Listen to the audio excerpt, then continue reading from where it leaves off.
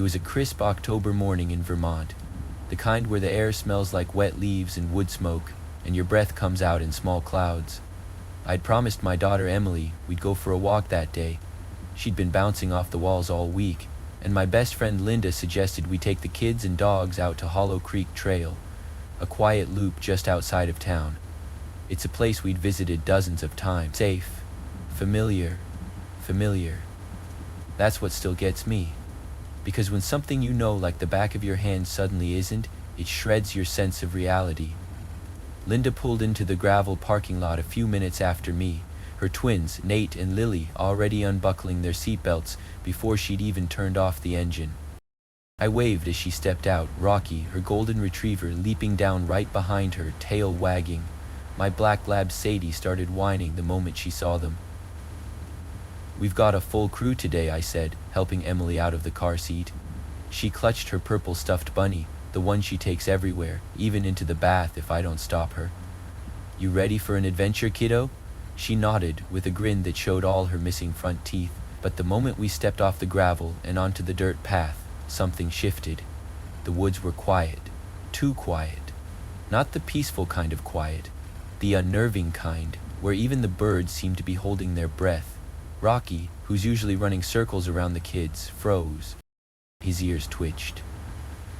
Sadie pressed against my legs, eyes focused on something I couldn't see.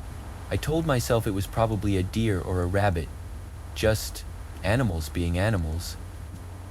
Nate and Lily took off ahead as usual, racing up the trail that forked into two paths, one rising higher along the ridge, the other curving gently along the hollow below. Linda and I chose the lower path, easier for Emily's shorter legs. "Don't go too far," Linda called up. "We won't," they shouted back, already halfway up the slope with Rocky trotting behind them. It wasn't the first time they'd climbed the steeper trail. That ridge looped around and eventually met back with the lower trail a mile down. They'd done it plenty of times. But just as we lost sight of them behind the trees, Nate's voice echoed down from above. "We hear pigs."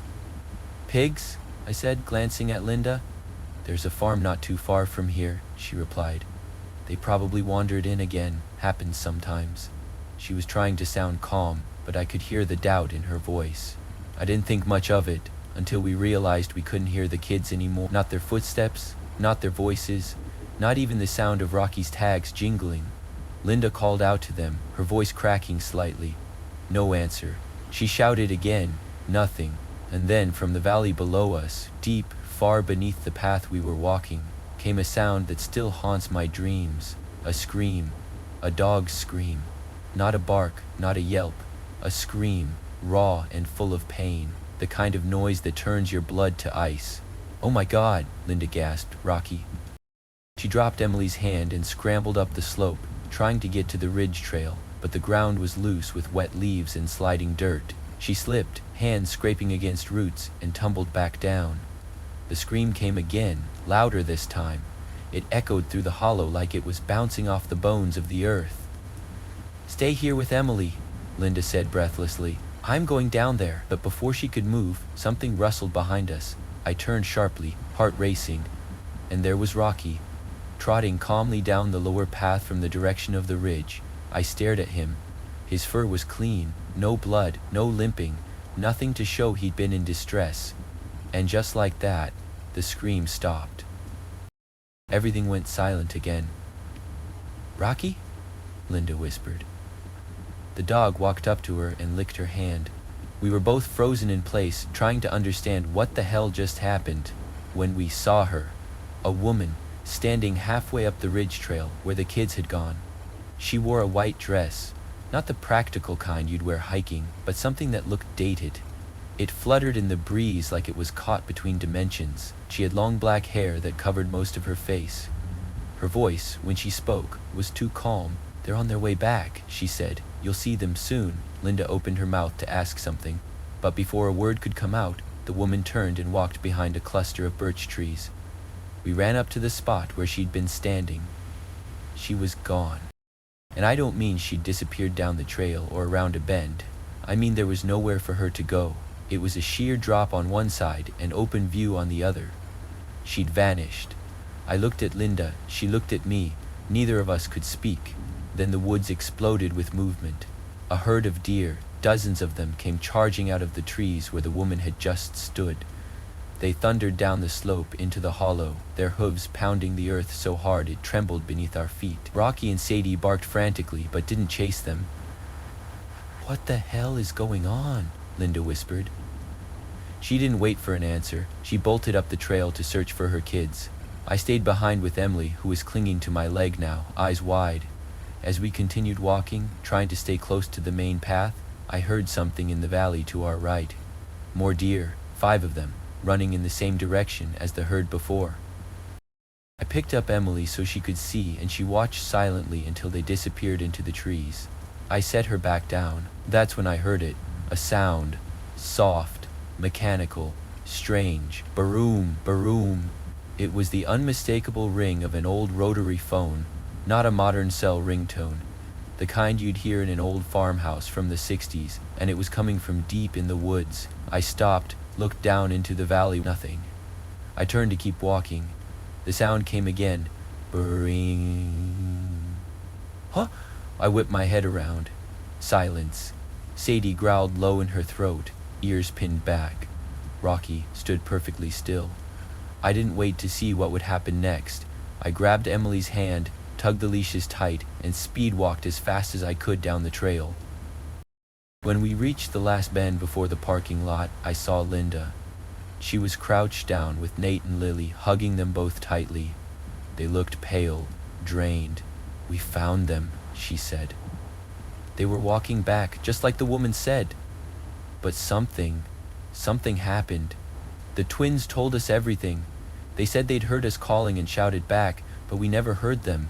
They said they started singing because every time they went quiet they could hear someone walking nearby, but every time they turned around, no one was there. Then they saw the woman. "She looked like Mrs. Wilkins from school," Lily said, "but not really." "What do you mean?" I asked. "Her face looked too smooth," Nate whispered, "like wax, and her smile didn't move. She just pointed and said, 'That way,'" Lily added. We both stared at each other. No one named Mrs. Wilkins worked at that school. We walked in silence back to our cars. Even the dogs. That night, after Emily went to bed, I sat on the couch, scrolling through forums looking for any explanation. One phrase kept popping up, "panic in the woods." But that doesn't explain the woman. It doesn't explain the scream. It doesn't explain the phone, and it sure as hell doesn't explain how, in a place we'd walked for years without fear, something tried to pull us apart. Something that still, when I close my eyes, I feel watching from the hollow.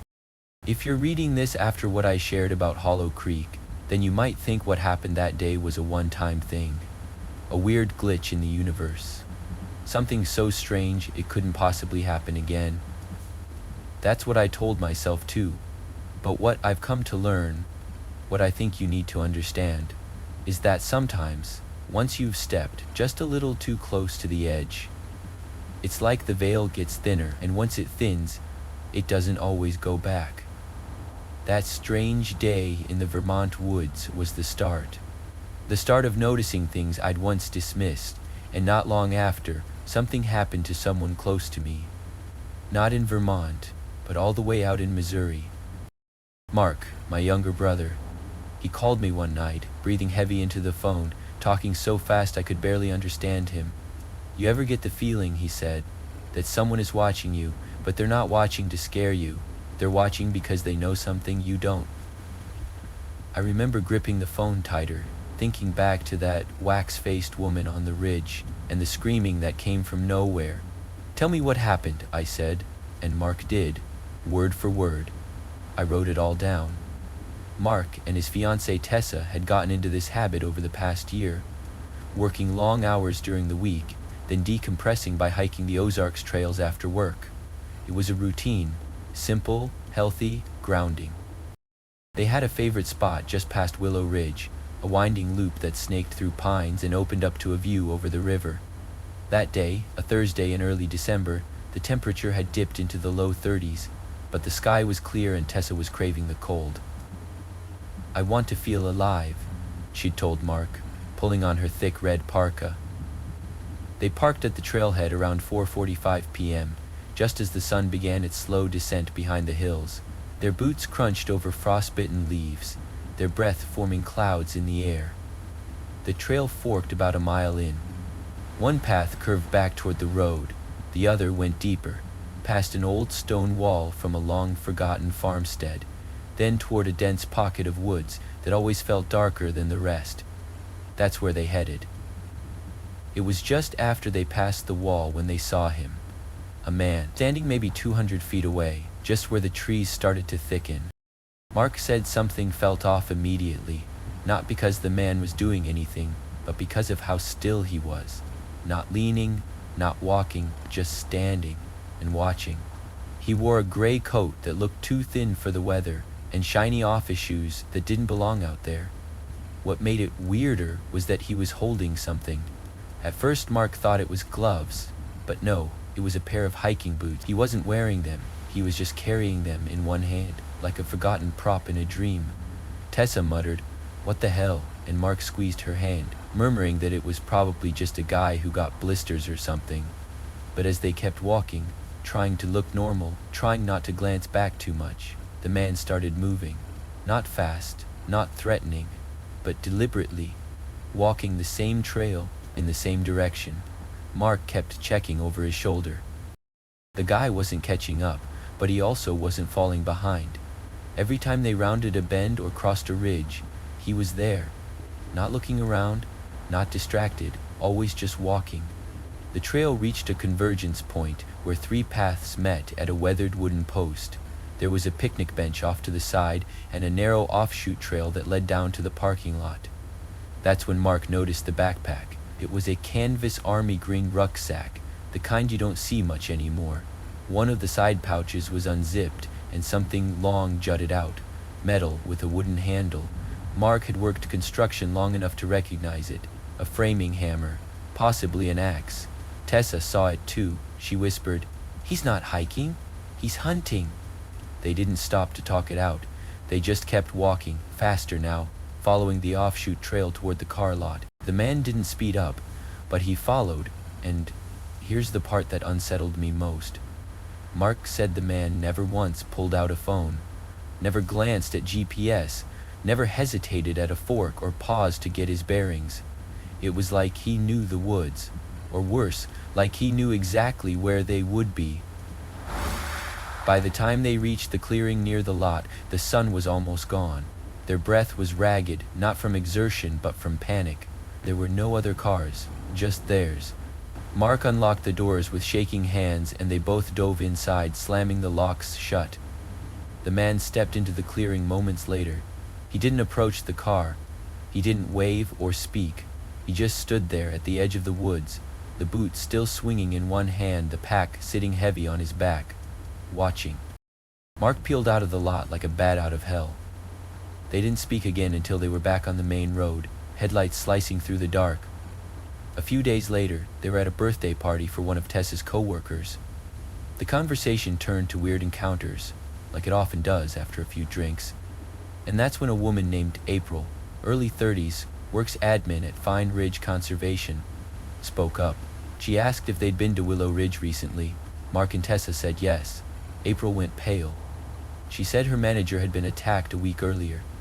Same area.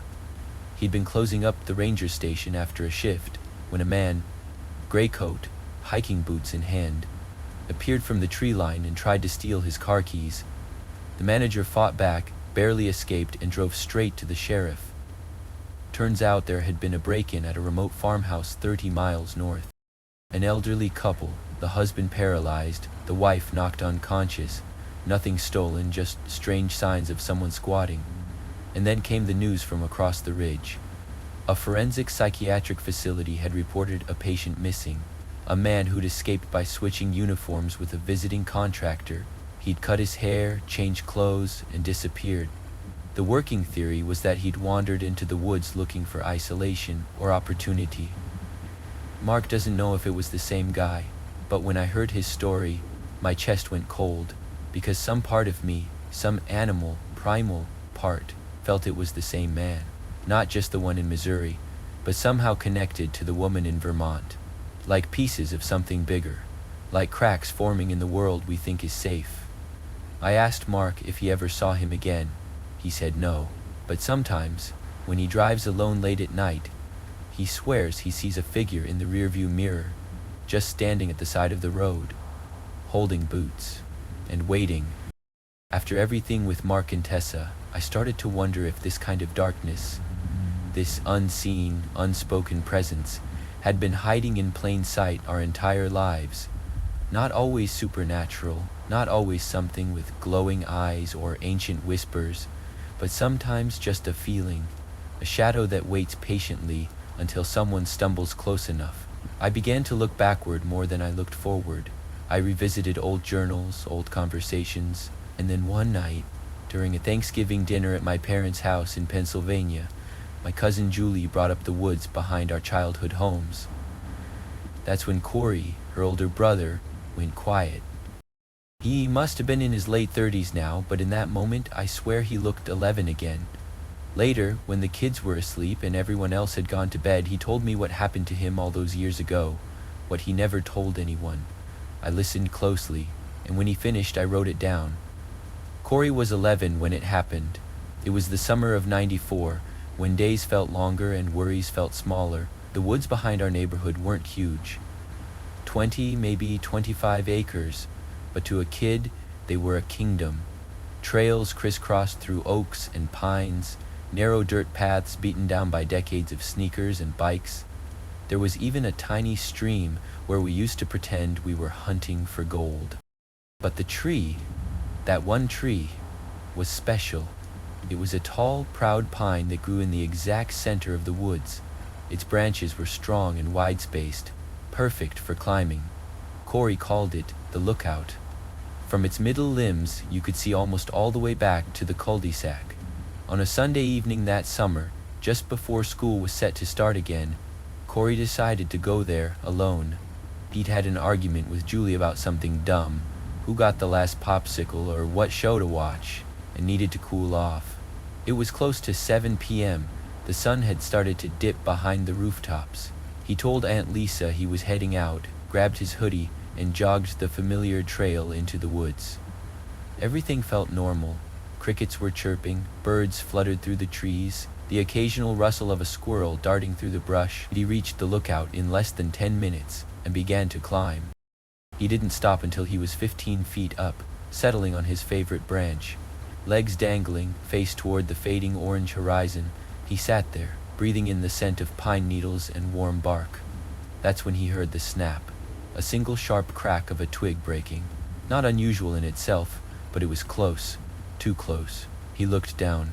There was a man standing at the base of the tree. Corey froze. The man wasn't looking around or walking. He was looking up, directly at him. He wore an old army green coat, frayed at the cuffs, and his beard looked like it hadn't been trimmed in years. His eyes were wide, not angry, not confused, but happy, like he'd found something he'd lost. Corey didn't say anything. He didn't scream. He didn't even move, because something about the man's face, it wasn't right. Not angry, not sad, just frozen in a delighted expression that didn't match the moment. The longer Corey stared, the more he realized that the man wasn't blinking.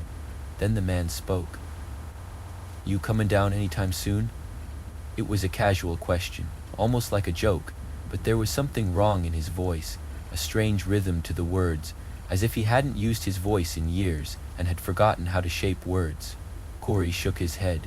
The man smiled wider. "I'd like to see you come down." Then he reached up and grabbed the lowest branch. Corey's heart slammed into his ribs. He watched as the man tested the branch, tried to lift himself up, but the limb bent under his weight and cracked slightly. He let go, looked up again, still smiling, still staring. Then he began to talk to someone who wasn't there. He turned his head to the side and mumbled something, shook his finger in the air as if scolding a child, then laughed, a dry, broken wheeze.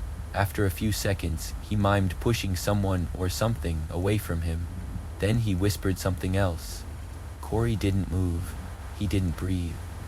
Eventually, the man looked back up. The smile was gone. His face had gone slack. "I'll be seeing you," he said. And just like that, he turned and walked off into the woods. Corey stayed in the tree until the sun had completely vanished and the woods became a shifting blur of gray. He wanted to call for help, but something told him not to. That if he made a sound, the man might come back. When he finally climbed down, every creak of bark sounded like footsteps. Every branch felt like it might betray him. He ran home. Uncle Doug went out with a flashlight and a baseball bat after hearing the story, but came back 20 minutes later with nothing to show for it. No footprints, no broken branches, no trace. For the next year, Corey refused to go near the woods. The tree, once his fortress, now made him feel watched. He said he only recently began dreaming about it again, and in the dream, he's back on the branch. The woods are quiet, and from below, the man is there again, smiling, holding something in his hand. Not a rope, not a knife, a mirror. Corey doesn't know what it means, and neither do I. But now, after hearing what he saw, after what I experienced in Vermont and what Mark went through in Missouri, I don't think these stories are separate. I think they're chapters, connected threads in something much older and far more patient than we can understand. And if you're reading this, if you've ever felt something watching you from the trees, heard your name when no one was there, or seen a stranger smile for too long, then maybe you've already been marked too. Maybe some doors don't close once they're opened, and maybe they don't want to. This is Enigma of the Unknown. Stay close to the light and never look too long at the shadows.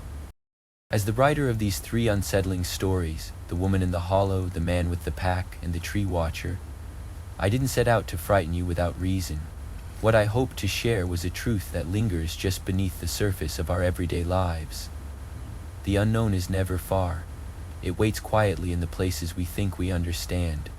Our favorite trails, our peaceful neighborhoods, even the warm nostalgia of childhood woods. And sometimes it doesn't knock. It watches.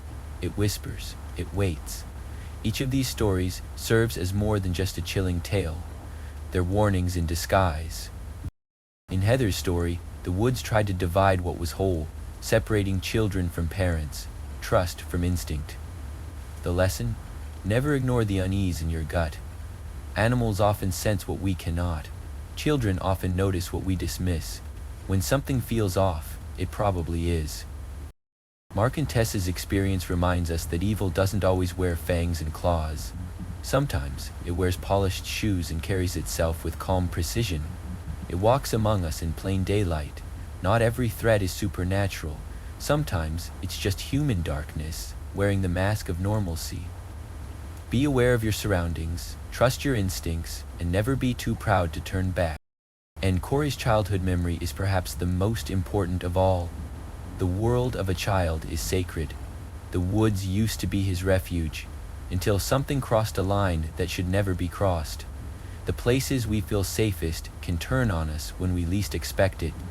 Evil doesn't always shout. Sometimes, it simply waits at the base of a tree. If there's one truth I've come to believe, it's this. The line between the natural and the unnatural is thinner than we want to admit. Some of us brush against it and are lucky enough to walk away. Others don't. But for all of us, the key is to pay attention to that flicker of dread, that rustling that doesn't match the wind, that stranger who seems too still, too silent, too familiar. From all of us at Enigma of the Unknown, thank you for listening, for daring to walk with us through these quiet horrors, and for keeping your mind open to what lurks just beyond the edge of reason. If our stories gave you chills, questions, or memories of your own, we hope you'll stay with us for more. And remember, stay in the light, walk with caution, and never assume you're alone in the woods. Until next time, be safe.